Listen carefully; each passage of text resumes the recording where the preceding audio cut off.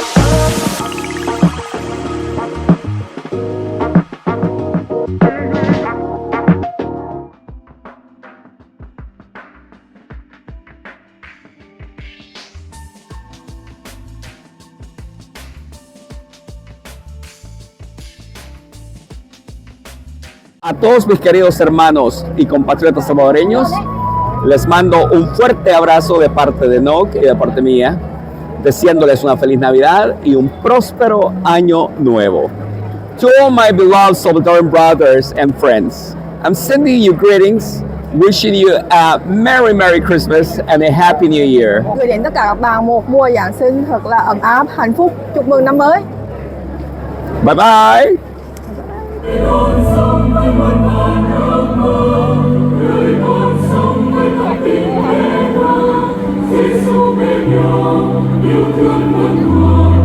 Nos hemos venido a la Catedral de San José, St. Joseph's Cathedral, y en este momento se está llevando a cabo la celebración navideña. Hoy es 24 de diciembre en la noche. Todos los feligreses católicos se han concentrado alrededor de esta plaza donde está la catedral. Una catedral que es herencia de la colonia francesa acá en la capital de Vietnam, Hanoi.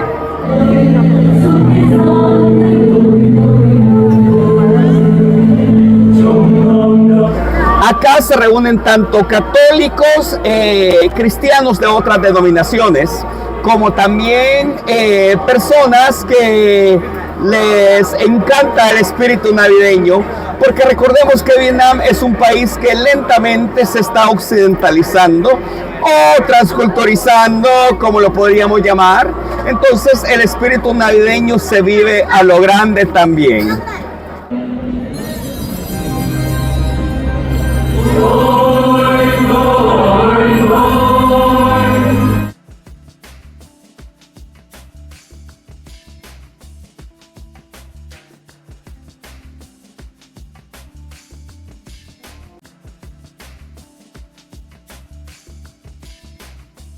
Hola, les saluda Juan Golcher desde Hanoi, Vietnam.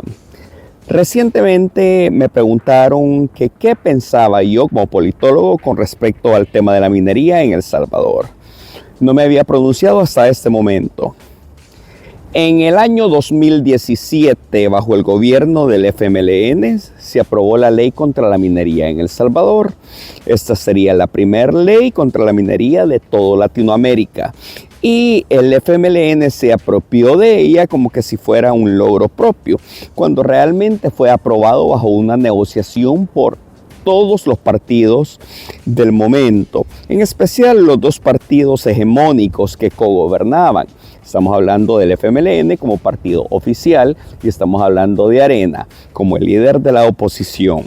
La posibilidad que arrojó un estudio de que en El Salvador hubiera suficiente oro como para pagar la deuda pública externa y la deuda pública interna, como también mejorar el nivel de vida de los salvadoreños a través del financiamiento de proyectos de desarrollo integral para la sociedad.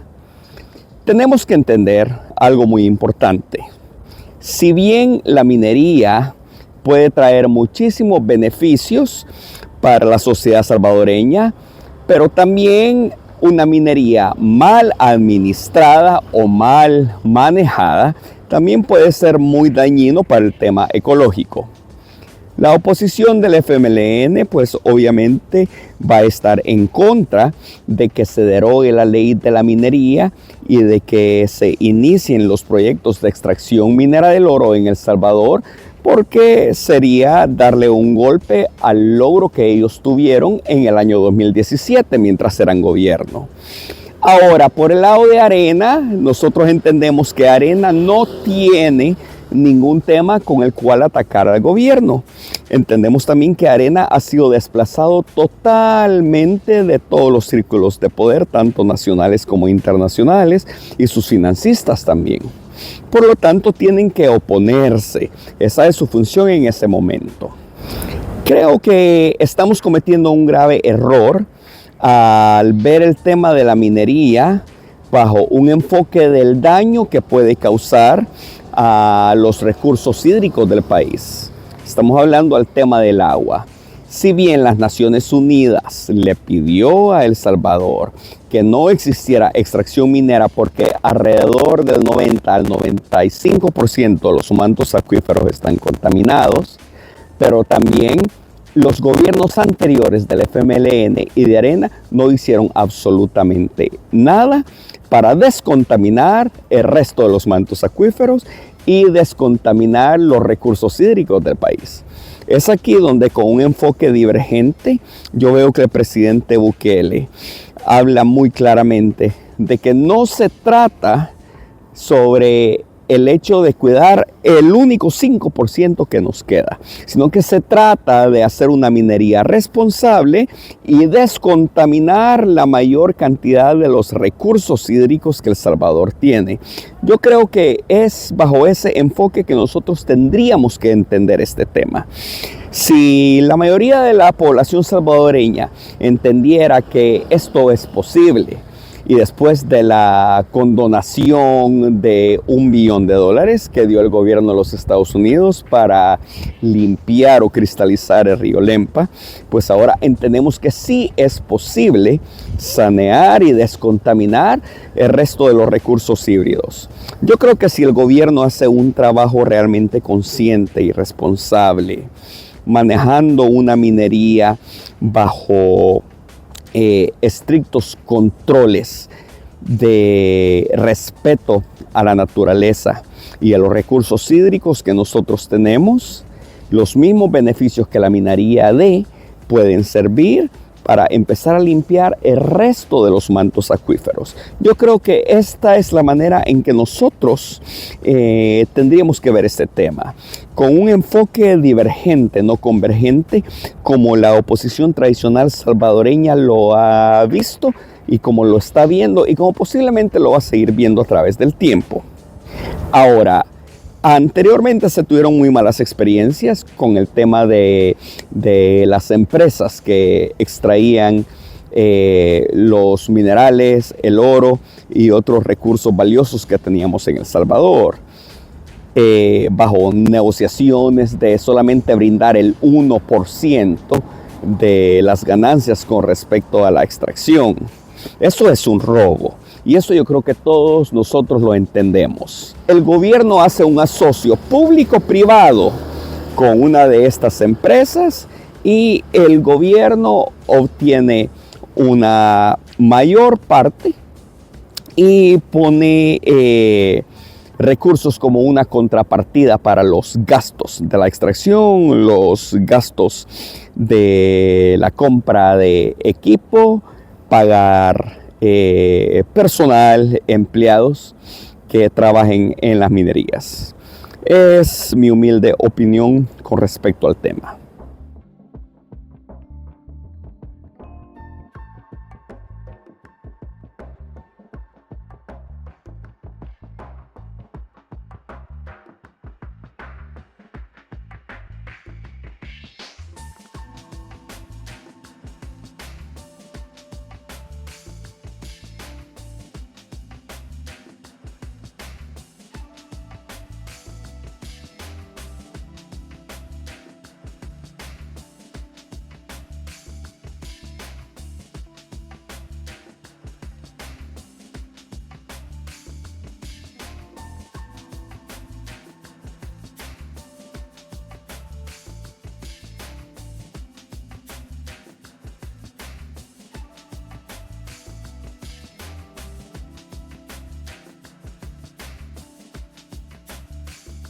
Una de las cosas que me han preguntado en varias ocasiones y que yo nunca he contestado es por qué el presidente Bukele está dando un giro hacia la derecha y olvidándose de los valores centro y de la izquierda.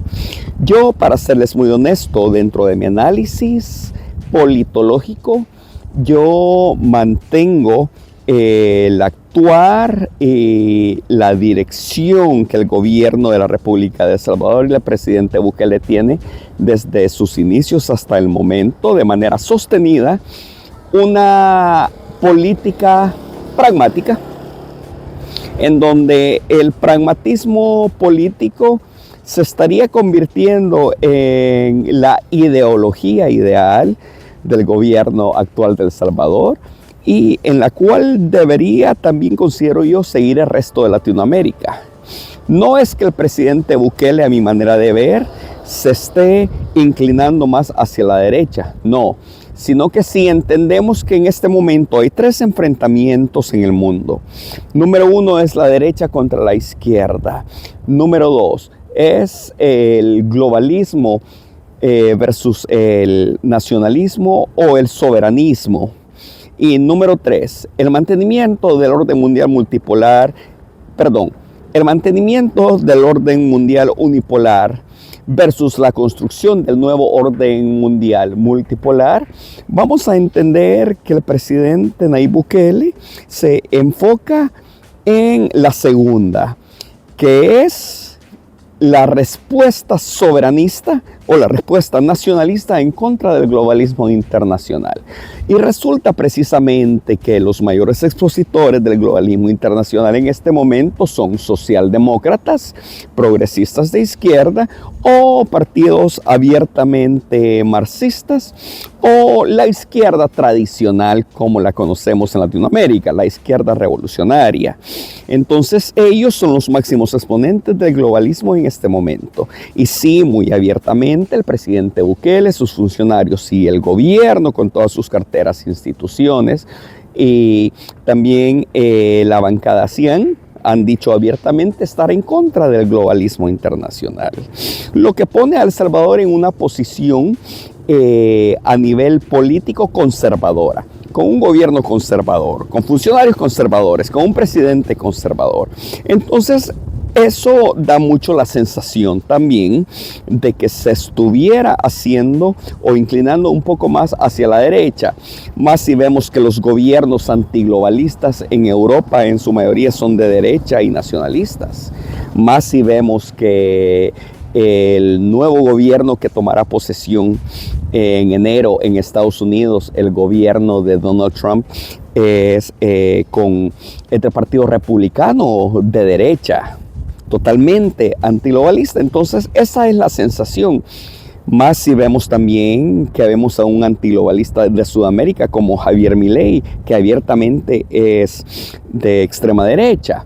Por lo tanto, esas son las situaciones, las coincidencias de la coyuntura de las relaciones internacionales en este momento que dan esa impresión. Y por supuesto que esto puede generar confusión. Algunas personas que vieron al presidente Nayib Bukele con políticas más de izquierda o sociales puedan sentirse un poco decepcionadas, y algunas personas que lo habían visto con las mismas políticas de izquierda y hoy lo ven más tirado a la derecha, hoy le brindan más su apoyo, etcétera, etcétera. En este contexto de lucha entre nacionalismo y globalismo, es un contexto tan dinámico que la situación está cambiando. Sin embargo, yo creo que es muy equivocado decir que el presidente Nayib Bukele se está tirando hacia la derecha. No. El tema es de que creo que hay un entendimiento muy claro del gobierno de El Salvador y del presidente Nayib Bukele que en este conflicto que hay en este momento, lo que a El Salvador le corresponde es quedarse de manera neutral y solamente apelar y defender aquellos valores con los cuales la población salvadoreña esté de acuerdo. Y ese es el conservadurismo, no es el globalismo. Entonces, de esa manera es como nosotros lo tenemos que enfocar.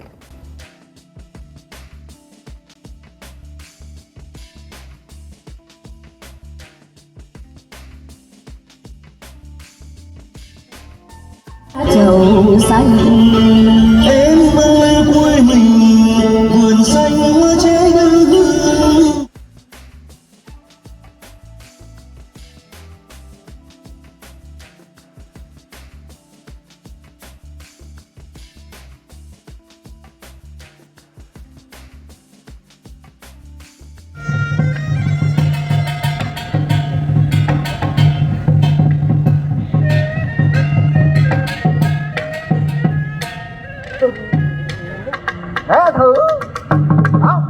chồng em lần ngủ kim thiệu đang bị giặc đuổi bắt. Me hicieron una pregunta a través de YouTube y quiero responderla. Y la pregunta reza de esta manera. Juan, ¿por qué en Asia hay una alta tendencia a la desmasculinización del hombre? ¿Es algo político o es algo natural? A ver, es una pregunta muy válida y es algo que yo he venido analizando. Yo tengo alrededor de unos 7 años y medio, 8 años de vivir en Asia. Yo he vivido tanto en Tailandia como en Malasia. Ya tengo más de 5 años y medio de vivir acá en Vietnam.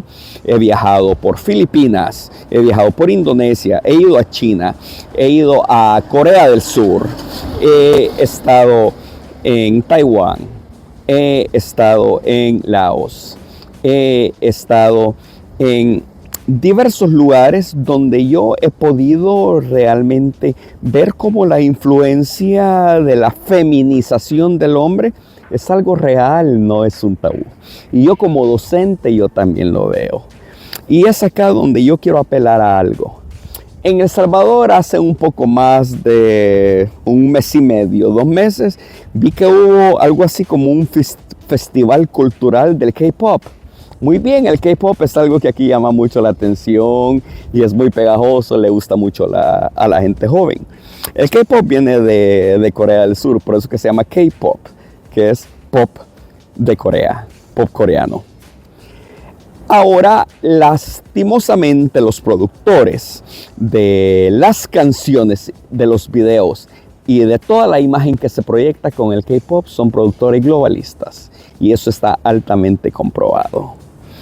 Entendemos cómo a través de ese género de música acá en Asia se ha creado un sistema de feminización del hombre al grado tal de que las poblaciones lo ven como lo más natural que un hombre se pinte los labios, que un hombre se pinte las cejas, que un hombre se ponga faldas, que un hombre se ponga blusas como de mujer brillantes, que un hombre use aritos y que haga gestos, o como le podríamos llamar en El Salvador, mates muy femeninos, que un hombre se opere la nariz, que un hombre se arregle toda la dentadura y que incluso se extienda la abertura de los labios y que se hagan los labios voluminosos para generar una sonrisa femenina. Lastimosamente es algo muy cierto y que está penetrando mucho en las sociedades. Yo como docente lo veo. Yo, a pesar de ser bastante tolerante y respeto los gustos e inclinaciones de todas las personas, pero a mí me causa mucha preocupación. Yo tengo tanto estudiantes universitarios de geopolítica, como también tengo estudiantes de inglés de secundaria. Y lo veo mucho en los estudiantes más que todo de secundaria. Veo como en sus cuadernos todos tienen imágenes de hombres extremadamente femeninos. Y es una situación que yo he platicado con algunos profesores. Existen algunos profesores que yo conozco que ellos no han entendido verdaderamente qué es lo que sucede, lo ven como una moda pasajera. Luego existen otros profesores que sí verdaderamente han entendido y que hasta platican con sus padres para que no le compren esos cuadernos a sus hijos. Ahora vemos a mucha gente joven de 18, 19 años bailando en las calles como bailan K-pop. Ok, está bien, es una moda, lo entendemos. Pero cuando nosotros vemos a un hombre joven vestido como mujer Cuando lo vemos sonriendo y haciendo mates y maquillado como mujer. Cuando lo vemos bailando como mujer. Cuando lo vemos haciendo tonos de voces para cantar de manera bien femenina como mujer. Entonces, ¿qué impresión da? Que quiere ser una mujer. Solamente es una reflexión. Cuidado en El Salvador con el K-pop. Entender hasta dónde se puede llegar. Entender hasta dónde es verdaderamente una moda y una cultura. Y hasta dónde es verdaderamente un adoctrinamiento psicológico globalista para la desmasculinización del hombre o la feminización del hombre como un control natal mundial. Quiero dejarle un par de videos para que ustedes entiendan de lo que yo estoy hablando en el momento.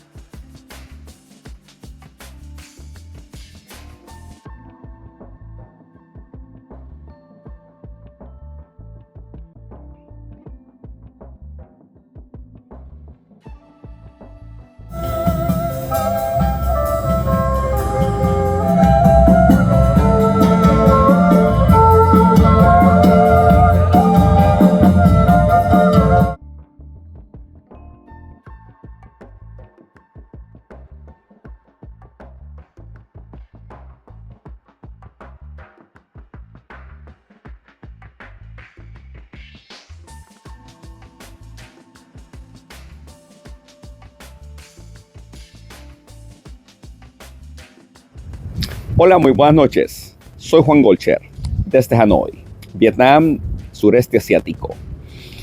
Estamos ya en enero del año 2025. La temperatura ha bajado bastante. Creo que estamos a unos 7, 8 grados en este momento y con una tendencia a bajar. Así es, el invierno vietnamita es bastante fuerte en la parte de Hanoi. En Saigón no, porque Saigón es la parte del sur donde solo hay 2 estaciones, la estación lluviosa y la estación de verano. Pero acá tenemos las 4 estaciones bien marcadas. Tenemos verano, tenemos otoño, tenemos invierno y tenemos primavera. Las vacaciones del fin de año occidental estuvieron bastante bonitas porque pudimos ir a conocer bastantes lugares, ver las decoraciones, pudimos probar distintos platos occidentales y pudimos disfrutar, la verdad, de cómo se vive el ambiente navideño acá, que se vive muy bonito. El 31 de diciembre pudimos ver los fuegos artificiales, espectaculares, la verdad. Sin embargo, acá ese no es verdaderamente el fin del año anterior y el año nuevo para los vietnamitas. No.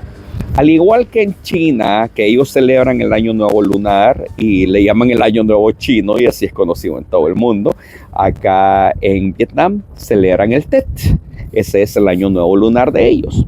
Es exactamente lo mismo que el año nuevo chino, con, yo me atrevería a decir, con 80 a 90% de las mismas tradiciones, ¿verdad? Es bastante bonito. Cae el 28 y 29 de enero. Pues vamos a ver que ya todas las personas se están preparando. Ya dentro de poco ya entramos a vacaciones por 2 semanas. Y muchas personas dejan las grandes ciudades como Hanoi para irse a las ciudades, a las vías o a los pueblos de los alrededores.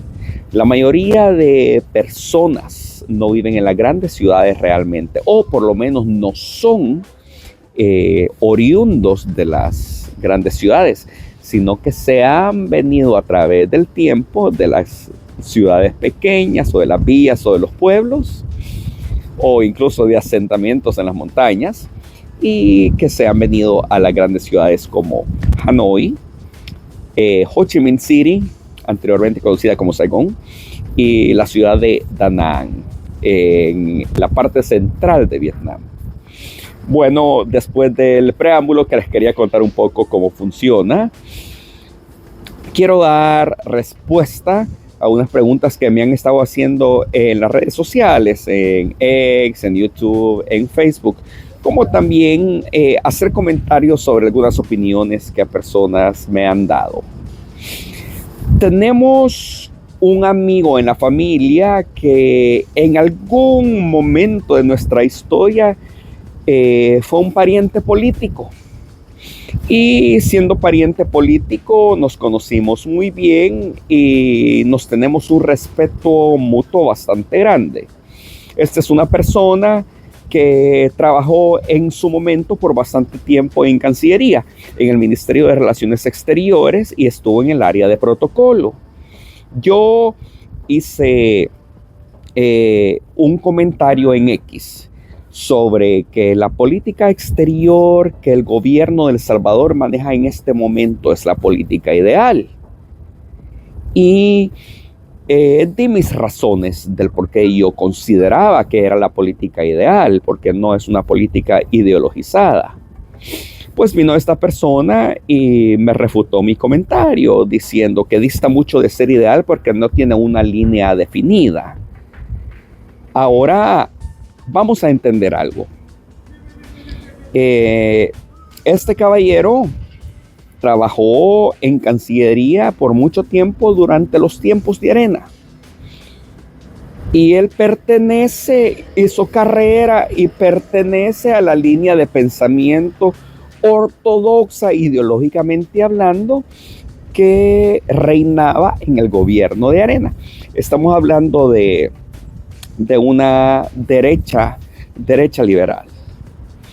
Ahora vamos a entender que dentro de ese pensamiento ortodoxo, la línea ideológica se aplica tanto de manera interna como también en la política exterior. Y por eso es que nosotros veíamos a un país como El Salvador, que en vez de tener relaciones con China, tenía relaciones con Taiwán por el tema ideológico. Que en vez de tener relaciones con Cuba, no las tenía. Que no tenía relaciones con países del Medio Oriente con los cuales Estados Unidos tenía conflicto. Que no tenía mayores relaciones con países como la Federación Rusa porque no pertenecían ni a su área de influencia y porque era una potencia contraria a los Estados Unidos. Pero por otro lado teníamos a un Estados Unidos que sí tenía relaciones y tiene relaciones con todos estos miembros. Por lo tanto, había una relación de subordinación que comprometía de una u otra manera al gobierno de El Salvador a tener una línea de política exterior definida de manera ideológica. Pero los tiempos cambian. Ya no vivimos en un mundo unipolar, vivimos en un mundo multipolar. Y la tendencia es a que el mundo, la construcción de ese mundo multipolar se está asentando y no va a regresar el mundo unipolar tal y como nosotros lo hemos conocido. Es más, algunos analistas de muchísima experiencia dicen que el mundo se va a manejar entre 3 y 5 polos. Estamos hablando del mundo tripolar, que sería Estados Unidos, la Federación Rusa y China, y estamos hablando del mundo multipolar, tal como su nombre lo dice, donde actores como Estados Unidos, la Unión Europea, China, la Federación Rusa e India son los que van a dictar los designios de la humanidad. Ahora vamos a entender que en un mundo cambiante donde ya la unipolaridad ha desaparecido o está desapareciendo para dar paso abierto a la multipolaridad, a un país como El Salvador, un país que no tiene la capacidad de influir sobre los procesos de cambios a nivel geopolítico en el mundo, lo que a El Salvador le conviene en este momento es mantenerse neutral, no agarrar ninguna línea ideológica. Entendemos que una cosa es el globalismo internacional y el conservadurismo y el soberanismo, que es algo distinto, y entendemos claramente que otra cosa es enfrentamiento entre derecha e izquierda y enfrentamiento entre la construcción de un mundo multipolar y el mantenimiento del mundo unipolar. El Salvador no los puede influenciar. Entonces, un país que está empezando a surgir con fuerza dentro de la comunidad o la arena internacional, le conviene más ser un país con una política exterior neutral para beneficiarse tanto de unos y otros. Y lo he dicho hasta el cansancio. Estados Unidos y China son los que en estos momentos están influenciando y están dictando la economía y el comercio internacional. Y toda Latinoamérica, las inversiones de China están creciendo. Si bien Estados Unidos se mantiene como el mayor socio comercial, pero segundo es la República Popular de China. Y sabemos claramente que las condiciones en las cuales China ha dado préstamos o ha invertido en los aspectos públicos o en la esfera pública de las naciones latinoamericanas ha sido más conveniente que de la manera en que Estados Unidos ha otorgado préstamos. Por lo tanto, El Salvador, si mantuviera una línea totalmente definida de manera ideológica, El Salvador no pudiera gozar de todo lo que China en este momento le está dando. Y El Salvador inteligentemente sigue gozando de lo que Estados Unidos le está dando. Por lo tanto, esa visión ortodoxa, ideologizada de que El Salvador debe tener una línea ideológicamente definida es totalmente errónea. Está errada, lamento mucho decirlo, querido amigo. Ahora, hace como unos 10 días o 2 semanas, no me recuerdo bien, yo posteé en X la foto del café Vino Fire Pacamara. Y claramente puse yo que estaba emocionado en probarlo por el significado internacional que ese café tiene, porque sabemos que proviene de las fincas del presidente de la República. Sin importar cuál es todo ese enfrentamiento político que hay entre el partido gobernante, entre el presidente y la oposición en estos momentos, que acusaciones de corrupción, que de dónde vienen las tierras de la finca, que de dónde viene el cultivo. El café no sabe de política. El producto, el café para moler está diseñado para que uno lo consuma y uno lo disfrute como persona. No lleva una carga ideológica ni lleva una carga política que lo va a transformar a uno o lo va a hacer pensar a uno de distinta manera. Pues la misma persona esta que trabajó en Cancillería y que fue en su momento llegado a la familia, cuando yo hice ese post, me pone: ¿ya te arrodillaste?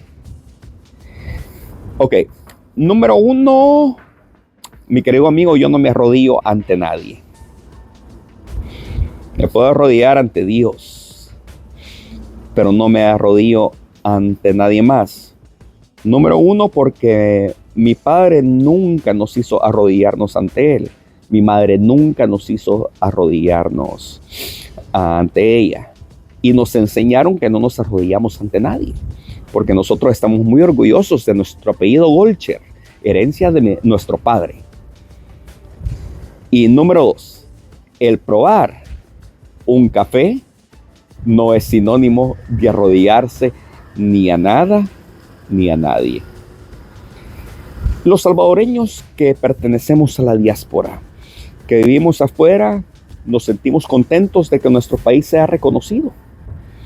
Nosotros nos sentimos felices de ser salvadoreños afuera. Lastimosamente, las personas que anteriormente estuvieron viviendo en el extranjero no podían decir lo mismo. Pero yo, Juan José Golcher, sí puedo decirlo con muchísimo orgullo que soy salvadoreño. Y quiero probar todo lo que viene de mi país. Yo soy amante del café. Tengo una máquina para hacer espresso, pero también tengo una prensa francesa con la cual de manera expresa a veces yo preparo mis cafés. Mis cafés son de varios lugares del mundo, pero sí tengo una gran colección de cafés salvadoreños y de café guatemaltecos, que son los que más me gustan por ser arábica, no robusta, que es el que mayoritariamente se toma acá, ¿verdad? Por lo tanto, es un comentario que lleva una carga ideológica y una carga de mucho resentimiento, pero yo lo comprendo, amigo. Lo comprendo claramente porque verdaderamente todas las personas que estuvieron anteriormente pertenecen a una escuela de la Guerra Fría.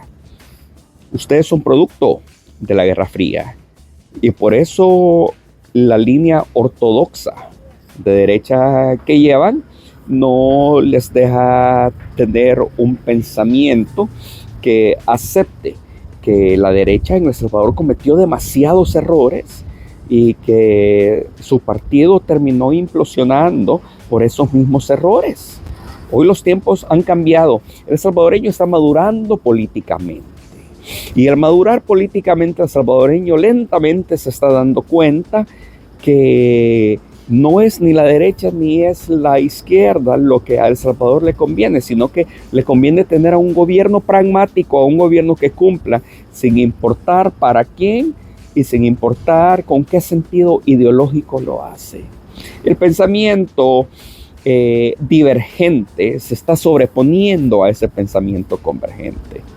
Eso era solamente una reflexión, ¿verdad?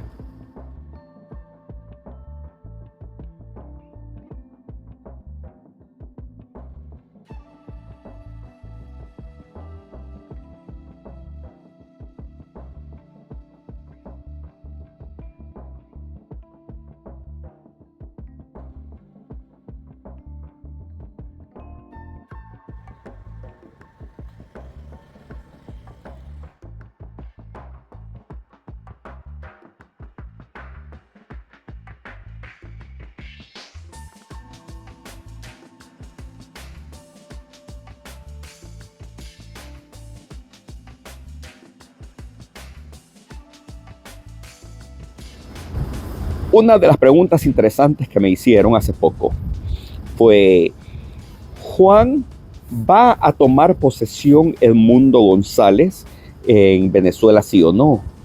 Y si no lo logra hacer porque tiene orden de captura, si aterriza y llega a territorio venezolano, entonces, ¿qué sucedería? A ver, vamos a entender que lo que Edmundo Urrutia ha estado haciendo es siguiendo una línea de planificación que proviene tanto de la oposición como de un grupo de la comunidad internacional que se encuentra en estos momentos abogando por el cambio de régimen en Venezuela. Yo creo que no nos debe de caber duda que quien ha ganado las elecciones realmente es Edmundo González Urrutia, eso lo sabemos. Pero la realidad es que quien ha tomado posesión el día de hoy fue Nicolás Maduro. Por lo tanto, lo que ha hecho Edmundo González Urrutia es hacer una gira por varios países para finalizar en República Dominicana con el acompañamiento de ciertos exgobernantes para ejercer presión a través de la comunidad internacional y que más países se unan para que esa presión le cause temor a Nicolás Maduro. Pero Nicolás Maduro no cedió. Y es que aquí sucede una situación. Al igual que ha sucedido en Nicaragua, en Venezuela, el proyecto de la oposición de dar un golpe de Estado blando ha hecho que los manifestantes choquen con las fuerzas del orden. Y los manifestantes, al chocar con las fuerzas del orden han respondido de manera violenta. Considero yo que en Venezuela en muchas ocasiones han respondido de una manera demasiado violenta. Nosotros, por ejemplo, en El Salvador, con las manifestaciones que la oposición organizó cuando estaban en ese proceso de dar un golpe de Estado blando, la política de las fuerzas de seguridad de El Salvador y del gobierno fueron tan distintas que no hubo choque, pero en Venezuela sí hubo choque. Por lo tanto, ese choque provocó incidentes considerados violaciones a los derechos humanos. Entonces, ya miembros del gabinete de Nicolás Maduro, como el gabinete de defensa, el alto mando,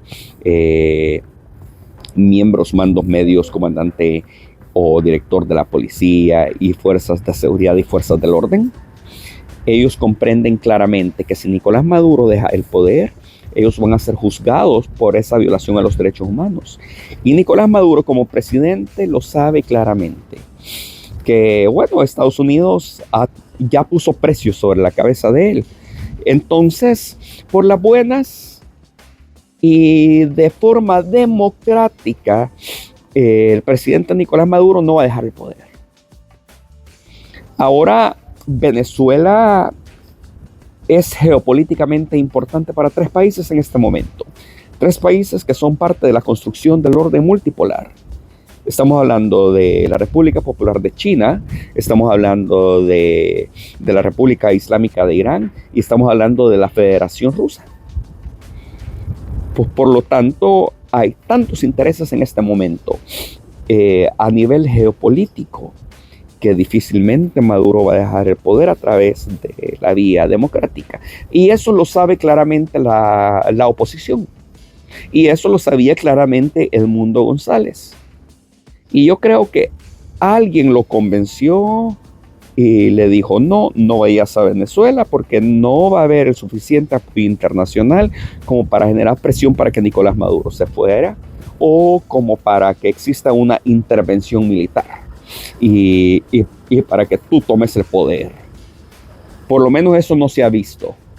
Sí creo yo que había cierta preocupación del gobierno de Nicolás Maduro porque ellos prepararon todas las defensas antiaéreas del país. Y asimismo prepararon en el estado de Táchira, creo yo, donde está la frontera con Colombia. No sé si me estaré equivocando, no me recuerdo el nombre en este momento, pero sí apostaron tropas y cerraron la frontera. O son los elementos de inteligencia venezolanos cubanos o los rusos los que previeron que la ola política y esa bola de nieve lenta que estaba creando las visitas de González Urrutia en el extranjero podían ser precisamente un claro indicio de una operación militar para que él tomase el poder. No se dio. Lo convencieron de no ir, no se recabaron los suficientes apoyos para hacer una intervención militar y ni creo yo que en este momento Estados Unidos esté en la disposición de hacerlo. Podría estarme equivocando, pero de la manera en que yo lo veo, podría no estar en la disposición de hacerlo porque estamos a 9 días de la toma de posesión del nuevo gobierno. Y crear una intervención militar para Venezuela ya se supiera. entendemos que en Venezuela por lo menos un 30% de la población votante sí apoya al régimen de Nicolás Maduro. Y es gente que se beneficia del gobierno en estos momentos, gente que muchos de ellos fueron olvidados por aquellos gobiernos corruptos, que la derecha tuvo en Venezuela. Es que tenemos que entender que lo que sucede en Venezuela desde la llegada de Chávez es producto de la corrupción de los gobiernos de derecha. Ahora, algo bien importante que vamos a tener que entender acá es que esta derecha con María Corina Machado, con Edmundo González Urrutia, no es una derecha divergente. Es una derecha convergente al estilo de la que nosotros tuvimos en El Salvador, que tanto daño nos hizo. Por lo tanto, no ofrece realmente nada nuevo que le pueda decir a la gente venezolana, ustedes van a estar bien. No. Ofrecen el cambio de régimen, sí, porque les ofrece libertad, por supuesto, libertad que no tienen en este momento y de alguna manera mejora económica. Pero de ahí, ¿qué más? No nos confundamos. Entonces, a mi manera de ver, eso es lo que ha sucedido.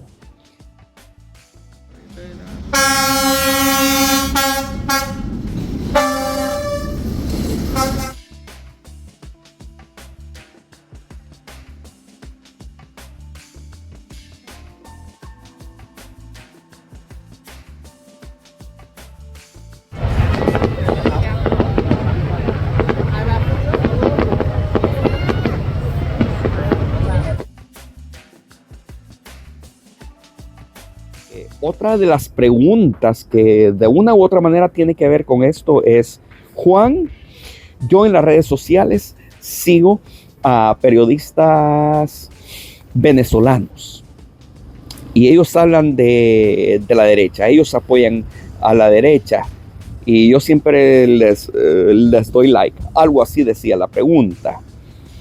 Y me preguntaba al final, pero yo no entiendo por qué ellos apoyan a una derecha y apoyan a otra derecha, apoyan a la derecha en Estados Unidos y apoyan al gobierno de Putin, pero ellos están peleados. Apoyan el uso de armas, apoyan los bombardeos de Israel a Gaza, pero apoya a la oposición venezolana porque no tienen que comer y porque se les están violando sus derechos humanos. ¿No es eso una contradicción? Algo así decía la pregunta.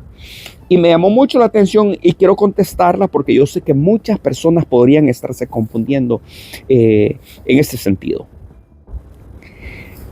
Las opiniones que se emiten en Twitter son en su mayoría opiniones cargadas de ideología.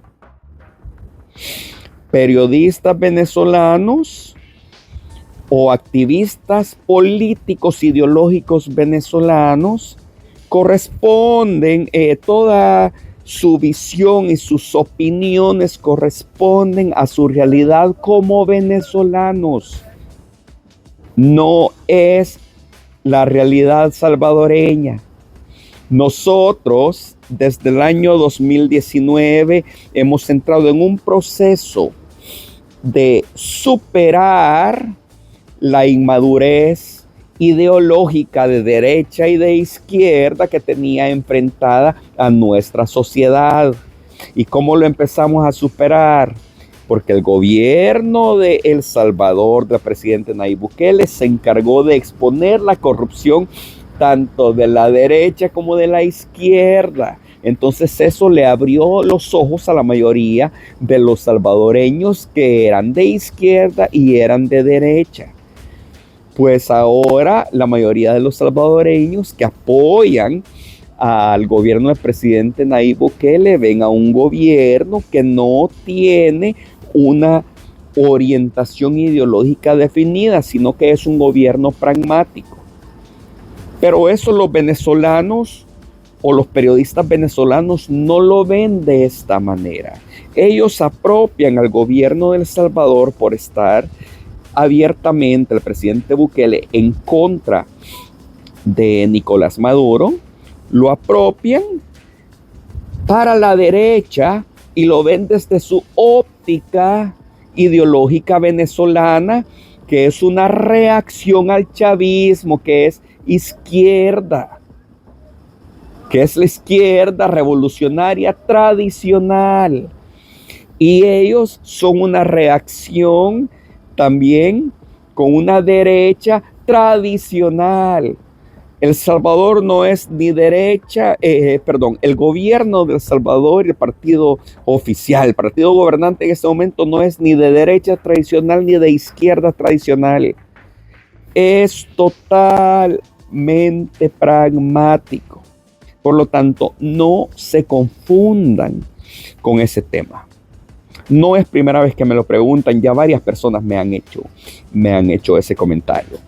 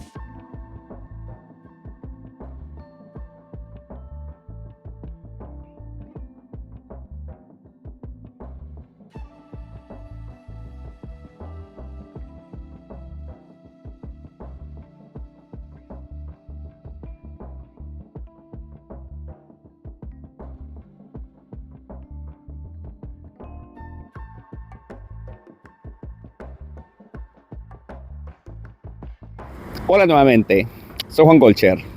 La temperatura ha bajado tremendamente, creo que estamos a unos 6 o unos 7 grados en estos momentos, está bastante helado. Y la tendencia es a que esta semana va a empezar a bajar aún más. Siempre sucede así antes de que viene la primavera. La primavera inicia con el TED, el 29 de enero, o sea, este mes. Sin embargo, siempre se queda aproximadamente unas 2 semanas o unas 3 semanas en que la temperatura sigue bastante helado, pero poco a poco empieza a subir hasta llegar a la temperatura ideal de la primavera. Mi amigo Wilber Escobar quería saber mi opinión sobre un tema que él estaba tocando y discutiendo en las redes sociales. Wilber hace unas preguntas acá. ¿Estamos en el pre de una era abiertamente expansionista?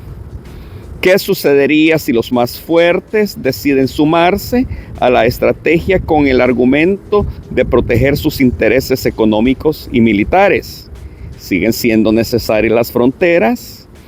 A ver, yo entendería que con la construcción del nuevo orden multipolar, que ya es un hecho, y tal como lo expliqué anteriormente en este mismo programa, dando una respuesta que a mi manera de ver es inevitable, y que no vamos a conocer el orden, o no vamos a ver el orden unipolar, el orden mundial unipolar tal y como lo conocíamos antes, porque hoy a Estados Unidos, en detrimento de sus intereses nacionales e intereses geopolíticos, le va a tocar compartir la hegemonía mundial con otros países, especialmente con China en este momento, y con otros bloques y con otros países en otras regiones del mundo. El orden multipolar está empezando a obtener rasgos de unión de bloques en los cuales la guerra de la Organización del Tratado Atlántico Norte con la Federación Rusa, utilizando a Ucrania como un mero teatro experimental de guerra, nos ha mostrado dos bloques enfrentados. Por un lado, los países de la OTAN comandados por Estados Unidos, y por otro lado, una federación rusa que ha asentado sus alianzas, tanto en los aspectos comerciales como aspectos de seguridad y militares y tecnológicos con China, países del, por decirlo así, de la zona euroasiática, la India, Corea del Norte e Irán. Es una época de bloques y ya vimos al candidato electo como presidente, Donald J. Trump, que ya habla de querer tener una mayor presencia en la zona del Ártico a través de hacerse de Groenlandia a través de su compra. Hablamos también de comprar nuevamente o hacerse nuevamente del Canal de Panamá. Y en este entendido, en la situación hipotética de que a El Salvador le tocara decidir irse con un bloque, y si Estados Unidos ofreciera al gobierno de turno en su momento de El Salvador que el Estado salvadoreño, la República Salvadoreña, tal y como la conocemos en este momento, forme parte de los Estados Unidos como un Estado número 51, ya que Puerto Rico es un Estado libre asociado o un territorio no anexionado. Entonces, la discusión se centra en que ¿es conveniente esto para El Salvador o no? ¿Los salvadoreños acogieran esta idea o no? A ver, un par de situaciones como antecedentes.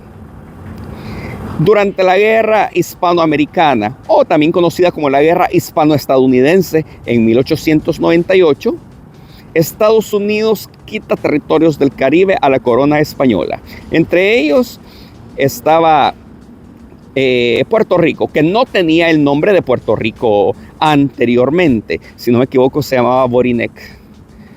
Ahora, cuando Estados Unidos toma Puerto Rico de los españoles o Borinek de los españoles, lo convierte en una colonia que es desde 1898 Puerto Rico para Estados Unidos. Algunos lo llaman Estado Libre Asociado, pero la verdad que es un Estado no anexionado territorialmente. Sin embargo, la mayoría de las leyes federales tienen incidencia y tienen jurisdicción dentro de la isla de Puerto Rico. Sí, los puertorriqueños se benefician mucho de que no necesitan visa para ir a Estados Unidos, ya que por nacer en Puerto Rico o el puertorriqueño que nace dentro de los Estados Unidos es considerado un US citizen, un ciudadano estadounidense.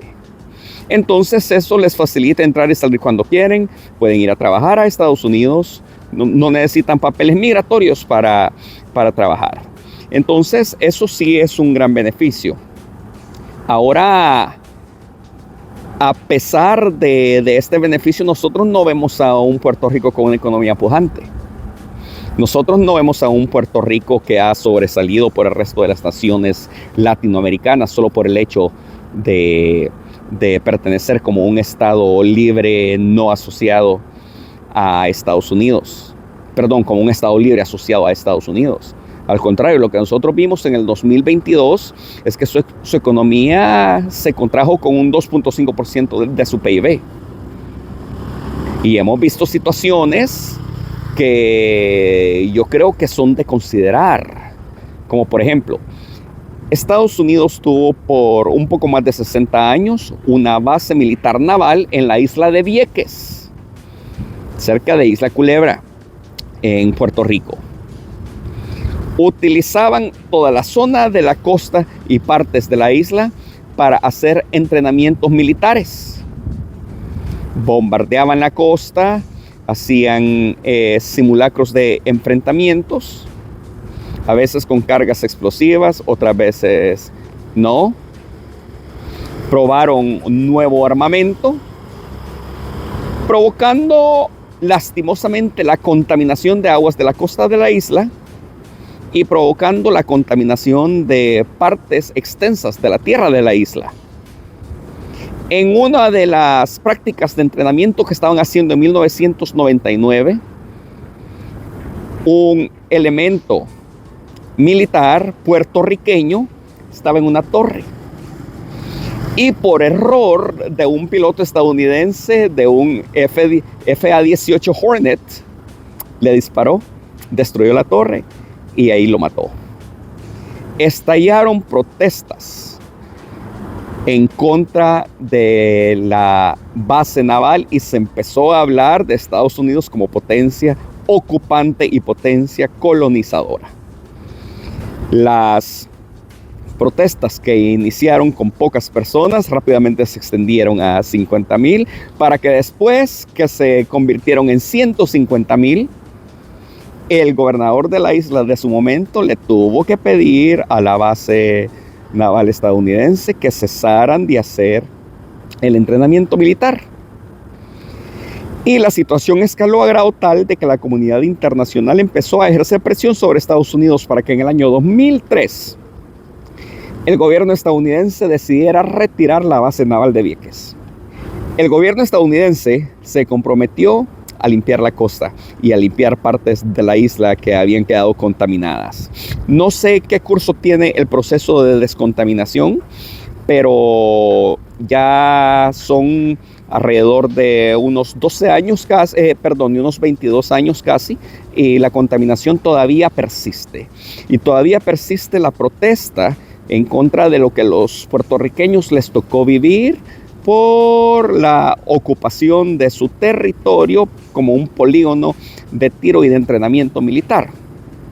Por lo tanto, si entendemos que a nivel social el puertorriqueño sí puede disfrutar de viajar a Estados Unidos sin visa y de trabajar a Estados Unidos y de mejorar su economía familiar, pero a nivel macro, Puerto Rico no se ha visto beneficiado. Y han perdido algo muy importante, su soberanía, que la cual en la época moderna nunca la han tenido. Ellos nunca se han independizado prácticamente. Puerto Rico no tiene soberanía sobre lo que pueden otras potencias o mismo Estados Unidos hacer y no hacer en sus aguas territoriales. Y tiene que estar sujeto a las decisiones del gobierno federal de Estados Unidos, a pesar de tener una constitución y a pesar de tener un gobernador, pero no tiene un presidente.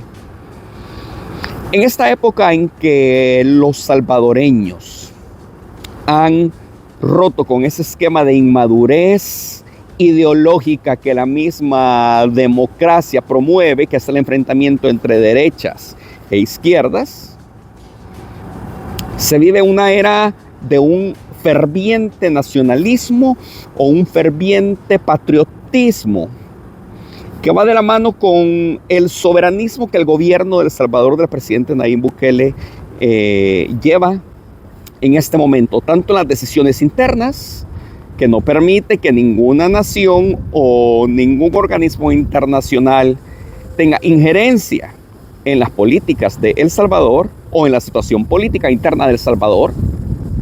Y también tiene la suficiente soberanía para tomar sus decisiones y manejar una línea de política exterior que beneficie al país, no que beneficie a otras potencias.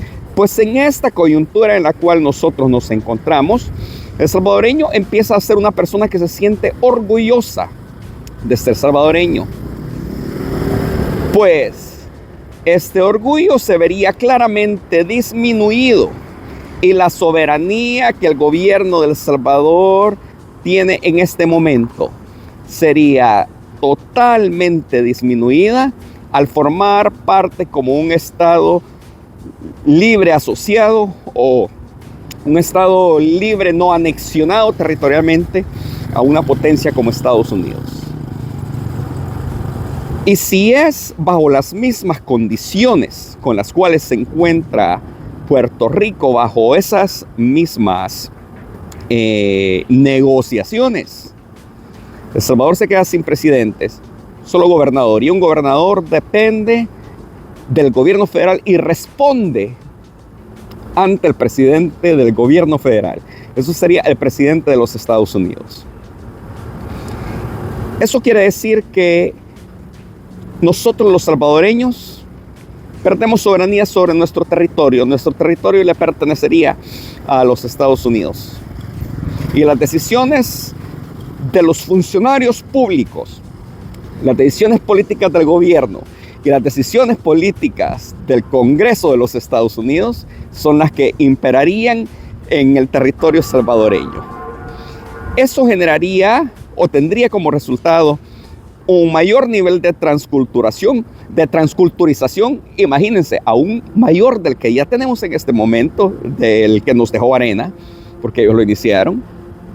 La pérdida de nuestra identidad como salvadoreños. O sea que esa construcción de soberanismo y nacionalismo que vivimos en este momento, lo perderíamos. Y la desidentificación de las nuevas generaciones con su propia tierra, con su propia cultura y con su propio país. Y nuestro territorio, nuestra soberanía, nuestra cultura y nuestra nacionalidad es lo único que nosotros como salvadoreños tenemos y de lo cual nosotros podemos sentirnos orgullosos. Nadie más nos va a dar el orgullo que nosotros mismos nos podemos dar como salvadoreños. La economía familiar puede mejorar para muchos salvadoreños. La economía macro no lo sabemos. Por lo menos el caso de Puerto Rico no es el mejor ejemplo. Y nos expondríamos a nivel regional y geopolítico a estar enfrentados a otra potencia que en su momento puede estar enfrentado con Estados Unidos. A El Salvador le conviene tener una política exterior y manejar una línea pragmática en donde, entendiendo que no tiene la capacidad de influenciar los procesos ni de mantenimiento del orden unipolar, ni de construcción o de detener la construcción del orden mundial multipolar que se está gestando en este momento, lo mejor es beneficiarse de ese mismo enfrentamiento. Lo mejor es beneficiarse de lo que un bloque y otro bloque puede darle a El Salvador, hasta donde sea posible y hasta donde se aguante. Esa es mi humilde opinión. Bueno, yo creo que hemos llegado al final de este programa. Ha sido un programa que ha sido grabado en distintas partes y en distintas etapas en un mes, desde mitad de diciembre hasta mitad del mes de enero. Espero les haya gustado. Yo soy Juan Golcher, desde Hanoi, Vietnam. Un fuerte abrazo a todos mis hermanos salvadoreños.